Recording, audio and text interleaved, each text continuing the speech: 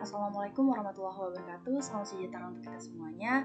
Pertama-tama saya ingin mengucapkan terima kasih banyak kepada Bapak Masrul Huda selaku dosen pengampu mata kuliah Bisnis Digital dan Intelijensi Bisnis. Perkenalkan, nama saya Rizky Amalia dengan akhiran NIM 085 dari program studi akuntansi angkatan 2023. Di sini saya akan memaparkan hasil analisis saya dari beberapa video yang memang berkaitan dengan bisnis digital dan intelijensi bisnis. Dan dalam video ini saya akan bagi menjadi dua segmen. Segmen pertama terkait intelijensi bisnis, lalu segmen kedua terkait analisis bisnis digital. Tanpa berlama-lama, langsung saja kita masuk ke analisisnya. Bismillahirrahmanirrahim. Assalamualaikum warahmatullahi wabarakatuh. Dalam konten video ini merupakan ringkasan analisis dari mahasiswa yang saya ampu, yaitu dari mata kuliah Bisnis Digital dan Intelijen Bisnis. Konten ini berisi dari beberapa teori, yaitu teori bisnis digital dan teori intelijen bisnis. Teori ini dipakai dasar untuk menganalisis dan mengambil kesimpulan dari fakta-fakta dan kasus kejadian yang ada di dunia digital, terutama diambil dari podcast, YouTube, kemudian Instagram, dan lain-lain yang ada di dunia digital. Kepada mahasiswa kami ucapkan terima kasih yang sudah berusaha untuk melaksanakan tugas dari mata kuliah Bisnis Digital dan Intelijen Bisnis.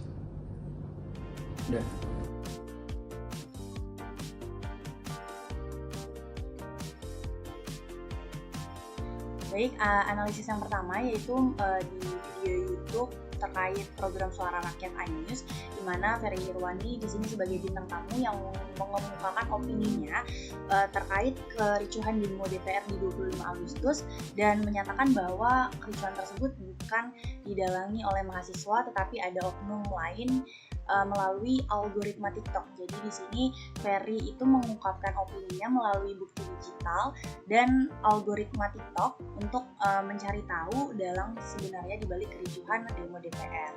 Analisis ini menunjukkan pentingnya kecerdasan digital seperti literasi digital untuk memverifikasi informasi, kemudian digital emotional intelligence untuk berempati kepada korban, dan juga digital communication untuk memahami cara kerja algoritma sehingga masyarakat mampu memilah fakta dari opini dan bersikap lebih kritis serta objektif.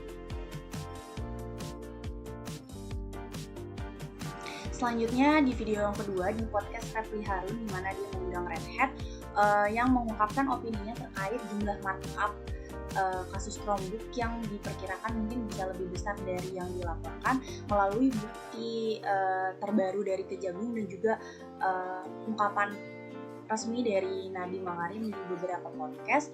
Dan analisis ini menunjukkan bahwa penerapan digital intelligence sangat penting dalam memahami isu yang ada, salah satunya isu dugaan korupsi Chromebook. Diharapkan masyarakat dapat memproses informasi dengan digital intelligence melalui digital literasi, digital communication, dan digital right ethic agar masyarakat dapat lebih kritis menilai opini dan fakta sehingga tidak mudah terprovokasi oleh narasi sensasional. Oke, yang ketiga yaitu analisis terkait updatean kasus Ferry Irwandi yang sekarang nampaknya menjadi perang intelijen digital dan framing dari opini publik, di mana kasus ini menggambarkan bagaimana ruang digital menjadi arena pertarungan intelijen modern. Orang tidak lagi bertarung di medan fisik, tapi melainkan di ruang maya dengan senjata berupa informasi, stigma, dan framing. Hal ini menuntut pemahaman lebih dalam terkait digital intelligence agar masyarakat dapat lebih kritis dalam menerima informasi sekaligus menyadari adanya strategi terselubung di balik setiap narasi yang berkembang. Baik, analisis terakhir di segmen intelijensi digital, di mana ini terkait dengan isu darurat militer. Analisis ini menunjukkan bagaimana ruang digital menjadi ajang rebutan narasi politik dan keamanan. Senjatanya bukan pasukan militer, tapi informasi, opini, dan framing. Dalam konteks digital intelligence, konten seperti ini sangat penting karena bisa menjadi indikator dinamika wacana politik, sekaligus menunjukkan betapa strategisnya media digital dalam membentuk arah opini masyarakat.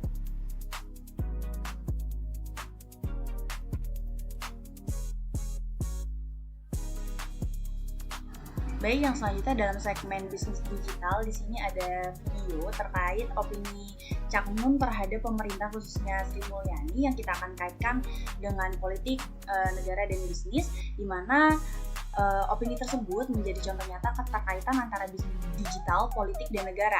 Media digital tidak lagi hanya menjadi sarana hiburan atau teknologi semata, tapi telah berkembang menjadi sarana strategis tempat kepentingan politik, ekonomi, dan kebijakan negara saling bertemu. Oleh karena itu, pemahaman mengenai interaksi ketiga aspek tersebut menjadi penting dalam konteks bisnis digital masa kini. Baik, analisis yang kedua yang masih bersangkutan dengan bisnis digital, di sini saya mengambil konten dari Agus Leo Halim yang membahas mengenai idenya terkait produk digital yang laku di 2025, di mana secara keseluruhan memang bisnis produk digital memiliki potensi yang besar di tahun 2025 sejalan dengan tren digitalisasi dan pertumbuhan ekonomi kreatif. Namun agar dapat bertahan dalam persaingan yang ketat, pelaku bisnis perlu menonjolkan kualitas, keunikan, serta kemampuan beradaptasi terhadap tren yang berkembang. Dengan strategi monetisasi yang tepat dan diferensiasi yang jelas, produk digital berpeluang menjadi salah satu sektor bisnis yang berkelanjutan dan menguntungkan. Lalu analisis bisnis digital selanjutnya saya ambil dari podcast Raditya Dika dengan link.id yang membahas mengenai strategi bisnis digital menurut Raditya sendiri, di mana podcast ini menekankan pentingnya perpaduan antara mindset, strategi pemasaran, dan kemampuan adaptasi sebagai kunci keberhasilan bisnis digital. Dengan memahami audiens, membangun kredibilitas, serta mendengarkan masukan pengguna, pelaku usaha dapat menciptakan produk yang bernilai sekaligus berkelanjutan. Pendekatan holistik ini membuat bisnis digital tidak hanya mampu bertahan, tapi juga berkembang dalam jangka yang panjang.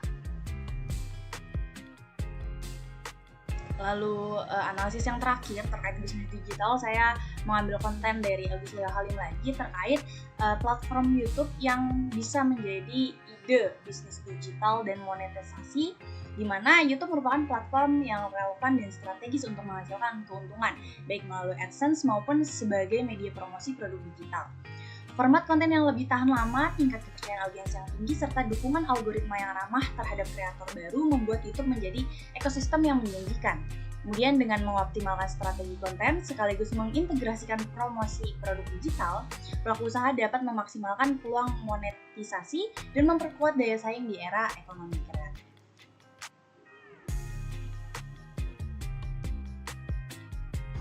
Mungkin sekian pemaparan saya terkait analisis dari bisnis digital dan intelijensi bisnis dari beberapa video yang memang relevan.